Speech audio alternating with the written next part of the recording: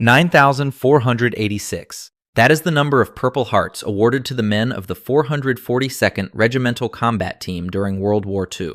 More Purple Hearts than any other unit in American military history. And that number does not include the 21 Medals of Honor, the 29 Distinguished Service Crosses, or the 560 Silver Stars. It does not tell you that many of those men volunteered to fight for a country that had their mothers and fathers locked up in internment camps while they were bleeding in the fields of Italy and France. And it does not tell you what happened one afternoon when they tried to sit down and eat a meal, and the restaurant turned them away. We're going to tell you everything about these men today, but I have to warn you that some of what follows is hard to sit with. Now, if you're still here, let's start at the beginning, and then we'll move from there. When Japan attacked Pearl Harbor on December 7, 1941, the United States went to war almost overnight. And one of the first decisions the government made, not an unofficial one, not a bureaucratic accident, but an order signed by President Franklin Roosevelt, was to remove approximately 120,000 people of Japanese ancestry from their homes on the West Coast and place them in internment camps scattered across the interior of the country. Not because they had done anything, not because they were suspected of a specific act, because of what they looked like. Roughly 2/3 of those people were American citizens. Some had been born in the United States. Some had sons already serving in the U.S. Army. None of that mattered. The order went out, and within months, entire families were gone. From their homes, from their farms, from the grocery stores and fishing boats and laundries they had built over 20 years, to places like Manzanar in California, Topaz in Utah, Minidoka in Idaho, and Heart Mountain in Wyoming. The barracks were built from green lumber that cracked in the winter cold. The families slept in rooms separated from neighboring families by thin partitions that stopped short of the ceiling. The guards in the watchtowers had their rifles pointed inward. The dust blew through the walls. Inside those camps, mail was read by censors before it was delivered. Cameras were confiscated. Community leaders who had organized any resistance were separated from their families and transferred to higher security facilities. The government called the camps relocation centers. The people inside them called them what they were. While their families were behind those fences, a group of Japanese American men chose to do something that, by any honest measure, is one of the most unusual acts in the history of American soldiering. They volunteered to fight. The Army was skeptical at first.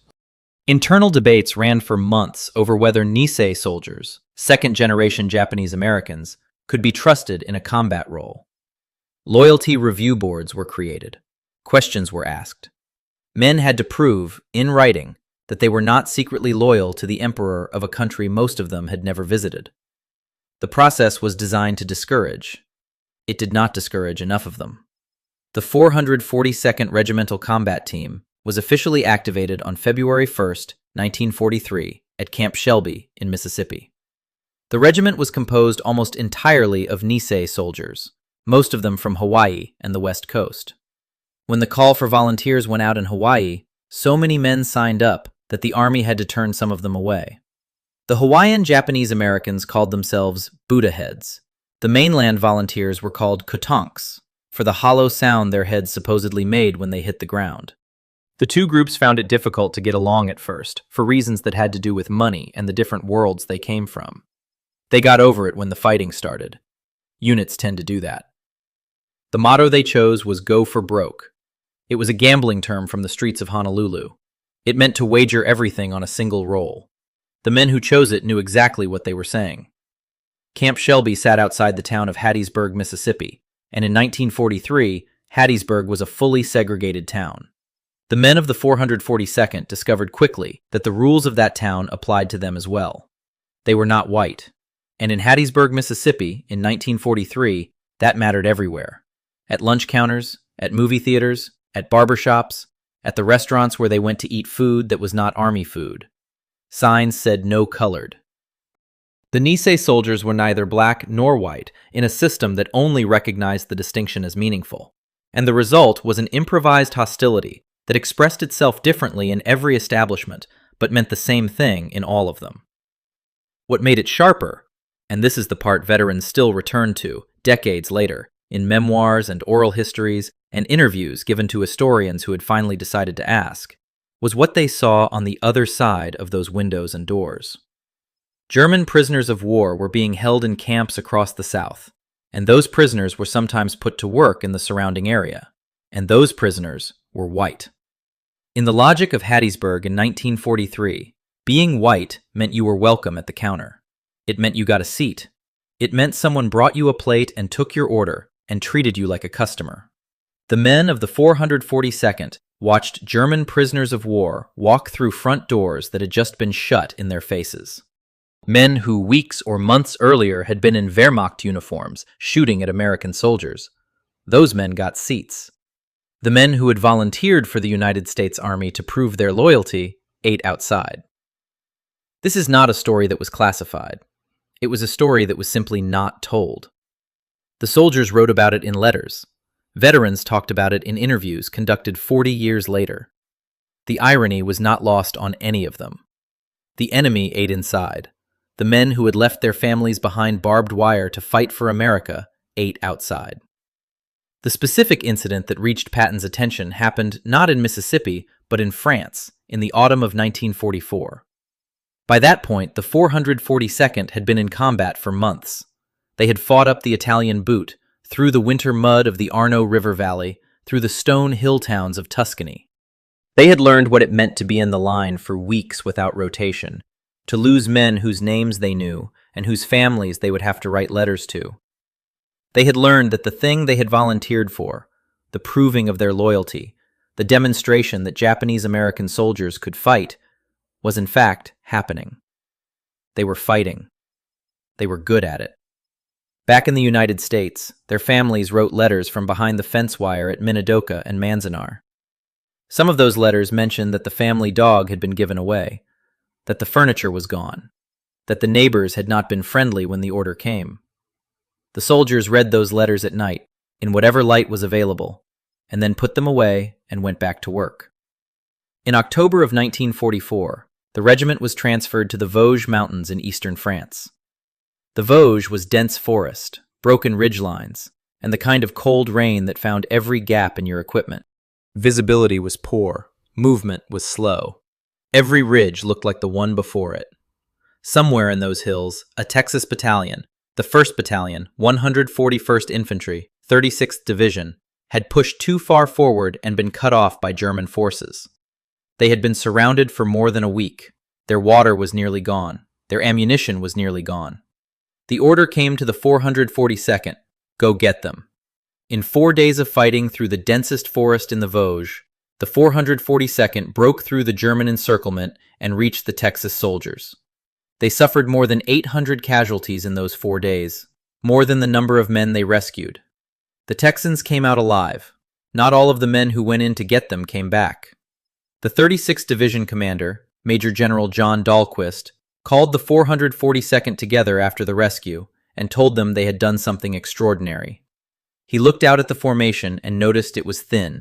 He asked the regimental commander where the rest of the men were. The regimental commander told him, "This is the rest of the men."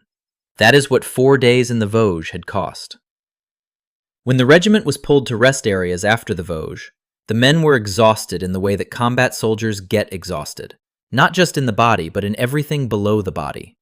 They had been cold and wet for weeks. They had lost friends in the forest. They wanted to eat food that was not army food, and sit somewhere warm and be, for a few hours, something other than soldiers in someone else's war. Someone found a restaurant in the nearest town. The men went to eat. The restaurant would not seat them. There were open tables. The men could see them through the window. What the owner communicated, through gesture, through the person at the door, through the specific way he looked at them, was that they were not the kind of customer he was prepared to serve. So the men of the 442nd went outside. It was raining. They sat where they could and ate what they had. They did not make a scene. They had learned, through years of this, not to make a scene. A scene meant trouble. And trouble, for a Japanese-American soldier, could follow you in ways it did not follow a white soldier. So they sat outside in the rain and ate and said very little. Someone reported what had happened to a senior officer. That report went up the chain. It eventually reached General George S. Patton. If you think this story deserves to be heard, hit the like button right now. It genuinely helps us keep bringing these stories to the people who need to hear them. Patton was not a diplomat. He was loud, profane, and impatient with pretense of any kind. He had slapped a hospitalized soldier in Sicily because the man appeared unwounded and Patton decided he was a coward. That incident nearly ended his career. His language was precise and industrial.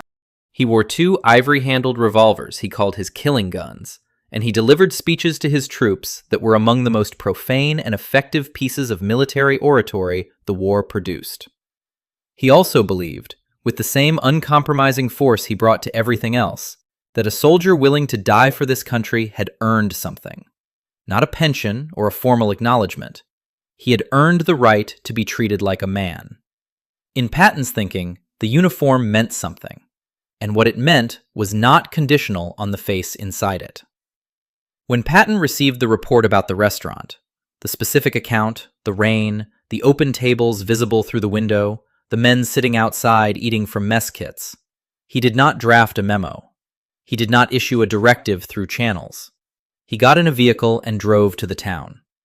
The accounts of what happened next come from multiple veterans who heard the story directly from men who were present. Patton walked into the restaurant. He looked at the room. He spoke to the owner. The conversation did not last long. Patton made clear that the next time soldiers in American uniform came to that establishment, they would eat inside. Every one of them. Because they were soldiers. Because they wore the same uniform as every other soldier in that army. And because what had happened was an insult, not to the men who had been turned away, but to the uniform itself, which was an insult to the army, which Patton found personally offensive in a way he was prepared to explain at whatever length and volume proved necessary.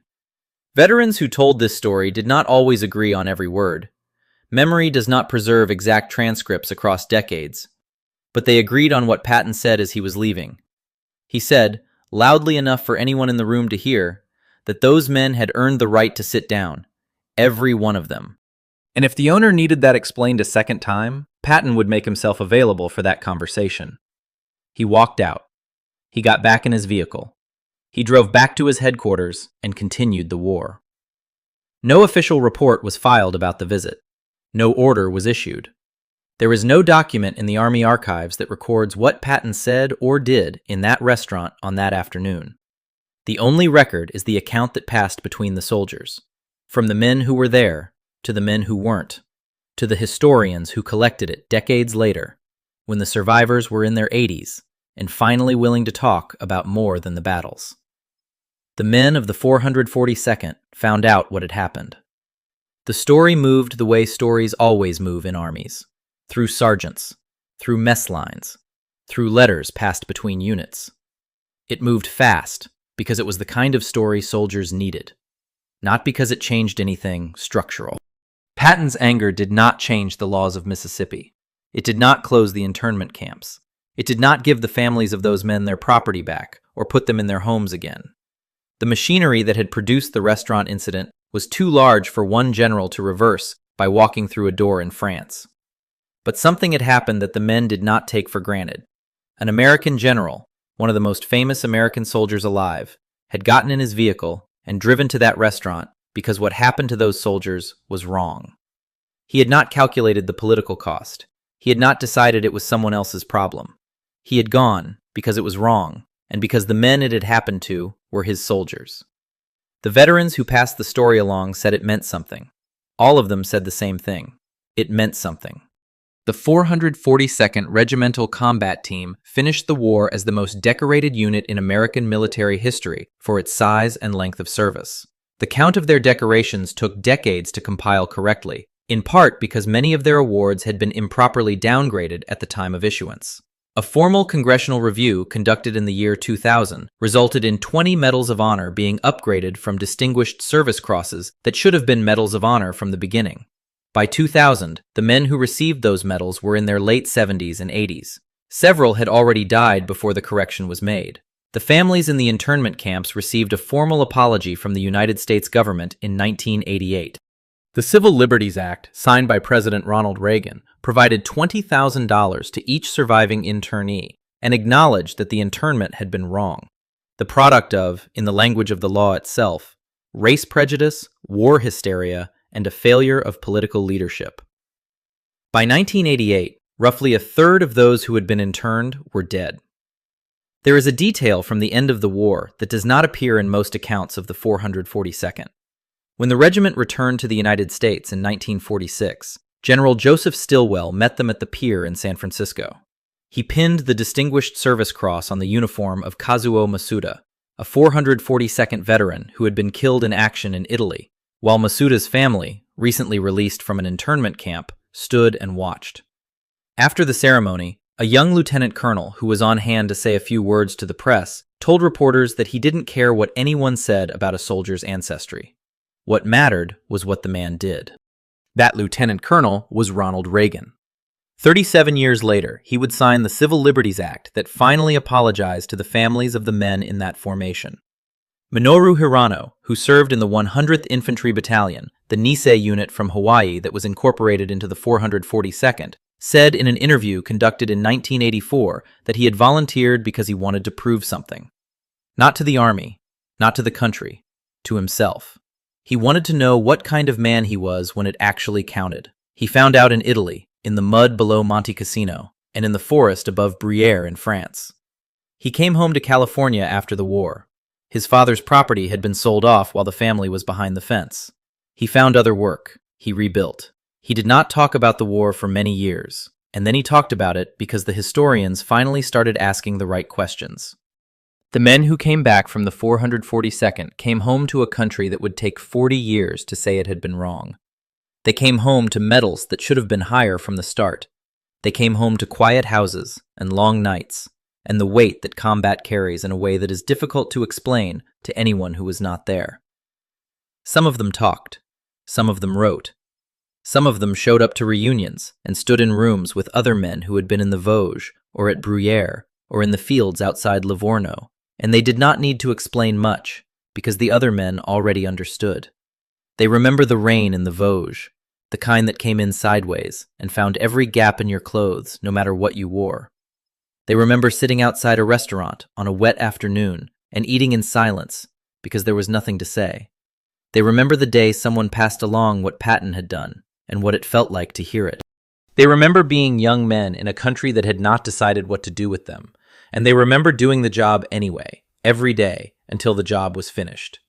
The documents are mostly in order now. The medals are mostly right. The apology was given. The money was sent. And the men who sat outside in the rain that afternoon in France, they are gone now, or nearly gone. What remains is the story, and the decision about what we do with it.